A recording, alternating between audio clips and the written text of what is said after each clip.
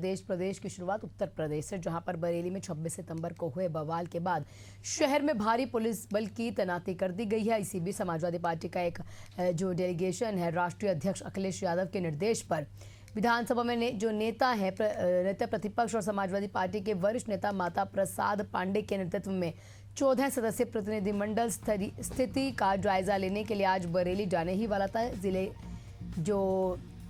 जिसे कहीं ना कहीं प्रशासन से अनुमति नहीं मिली है और माता प्रसाद पांडे को हाउस अरेस्ट कर दिया गया। वहीं पर बरेली प्रशासन ने इस पर साफ तौर पर कह दिया कि जिले में किसी भी राजनीतिक दल को जाने की अनुमति नहीं दी जाएगी। प्रशासन के अनुसार अभी जिले में हालात संवेदनशील हैं, किसी भी राजनीतिक गतिविधि से शांति भंग हो सकती है।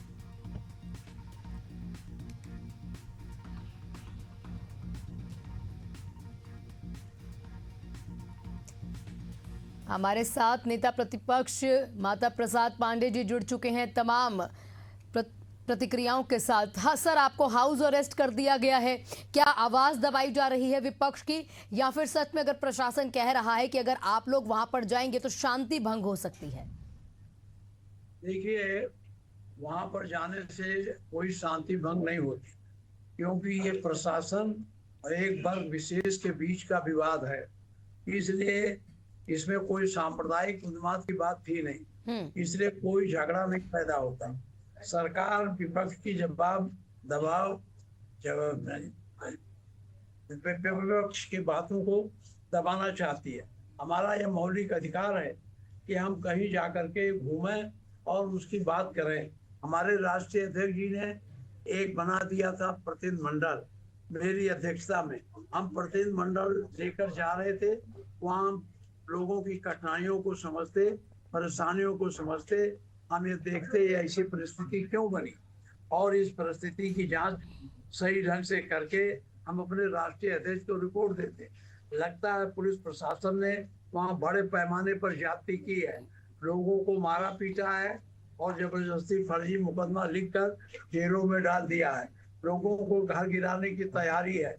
इस सब बातों को छिपाने के लिए और हमारे मौलिक अधिकारों पर प्रतिबंध लगाने के लिए इस तरह की कार्रवाई की है कि हमारे घर पर बड़े पैमाने पर पुलिस बल तैनात है और वहाँ के जिलाधिकारी का नोटिस आया है कि हमारे यहाँ निषेधाज्ञा है, बिना कलेक्टर के परमिशन के आप यहाँ नहीं आ सकते, अगर आते हैं तो आपके खिलाफ कार्रवाई की जाएगी।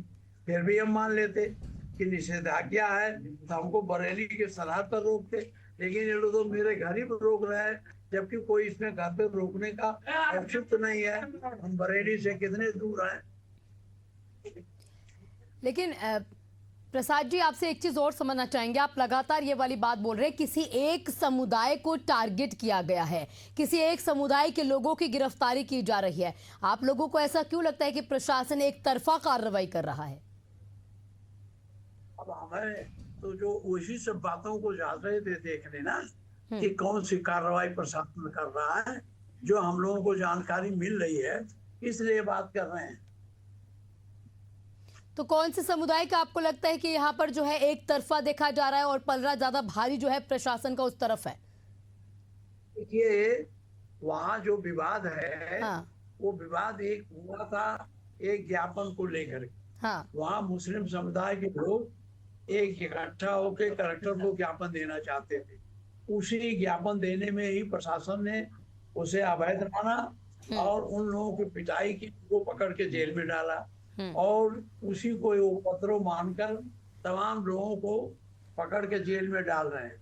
मैं फर्जी मुकदमा लिख रहे हैं, इसीलिए जा रहा था कि पता चल जाए तो आके हम लोग उसको सही स्थिति जनता के सामने रख सकें। प्रसाद जी, अब अगला स्टेप क्या होगा विपक्ष, क्योंकि आपको हाउस अरेस्ट कर लिया गया और क्या बताया गया, कुछ आपको समय सीमा निर्धारित की गई या फिर कोई ऐसा आपसे बात बताई जा रही हो कि अभी अगर आपने हमारी ये बात नहीं मानी तब तक आपको घर में कैद करके रखा जाएगा? यही तो कह ही रहे हैं, हाँ, कि आपको नहीं जाने देगा, घर में रखा जाएगा। और हमको लगता है प्रशासन डरा हुआ है, प्रशासन इसलिए डरा हुआ है, लगता है इसने कोई बहुत बड़ी गलती की है और कोई अवैधानिक काम किया है। जब हम जाएंगे तो उस अवैधानिक काम को अब जनता के बीच में उजागर कराएंगे, इसीलिए प्रशासन डरा हुआ है, आने देने से रोक रहा। क्योंकि इकरा हसन को और नदवी जी को भी रोक दिया गया है गाजियाबाद के बॉर्डर पर। तो क्या ऐसा नहीं लगता, अगर प्रशासन बार बार कह रहा है कि वहां पर हो सकता है हालात बिगड़ जाएं, तो प्रशासन का सहयोग भी विपक्ष को कहीं ना कहीं करना चाहिए? हम लोग ये हमको समझावे ना, हमारे जाने से कहाँ बिगड़ जाए। हम जाना चाहते हैं, ये रोक दिए हैं, हम उनसे लड़ाई तो कर नहीं रहे, हमें अरेस्ट किए, हम बैठे हैं अपने गांव में,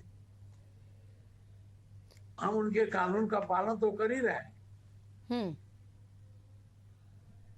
तो आपसे किसी की शिकायत, कोई एक समुदाय कोई आपके पास आयो, किसी का कोई प्रतिनिधि आपके पास आयो कि हमको आपकी जरूरत है, आप हमारे पास आइए?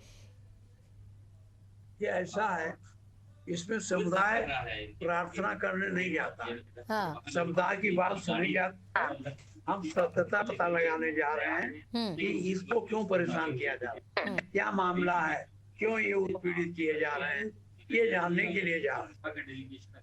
क्योंकि संभल में जियाउर रहमान जी को भी हाउस अरेस्ट किया गया, आपको भी हाउस अरेस्ट किया गया, और लगातार यहाँ पर जो है समाजवादी पार्टी की तरफ से, क्योंकि पूरा डेलीगेशन रोक दिया गया, और आप लोग ये इल्जाम भी कहीं ना कहीं लगा रहे हैं सरकार पर और प्रशासन पर कि इस तरीके से विपक्ष की आवाज को जो है दबाया जा रहा है, यहाँ पर एक तरफा कार्रवाई की जा रही है। ये सही है, हमारी आवाज को, विपक्ष की आवाज को दबाया जा रहा है, और हमारा ये फंडामेंटल राइट है कि हम कहीं जाए, सत्यता का पता लगाने जाए, लेकिन उस पर भी जाने आने पर भी रोक लगा दी है। और इसलिए एक हम वहाँ जाएंगे तो इनकी गलतियों का पर्दाफाश करेंगे, इसलिए रोक लगाएं और कोई कार्रवाई। तो अगला स्टेप क्या हो सकता है? क्योंकि 2 अक्टूबर को सांसद चंद्रशेखर जी को भी रोक दिया गया था, तो अब संभल में अगर देखा जाए तभी भी रोका गया जियाउर रहमान को, इकरा हसन को रोक दिया गया, नदवी को रोक दिया गया है। तो अगला स्टेप अब विपक्ष जो है क्या करे? क्या कोई उग्र आंदोलन करेगा, या सरकार के पास जाके मांग करेगा, या प्रशासन से कुछ मांगे रखी जाएंगी? ऐसा है, हम लोग राष्ट्रीय अध्यक्ष से बात करके एक रणनीति बनाएंगे, उसी के आधार पर अग्रिम कार्रवाई करेंगे। ठीक, प्रसाद जी आपका बहुत बहुत शुक्रिया तमाम प्रतिक्रियाओं के लिए, तमाम जानकारियों के लिए। हमारे साथ प्रसाद जी जुड़े हुए थे, और सपा डेलीगेशन को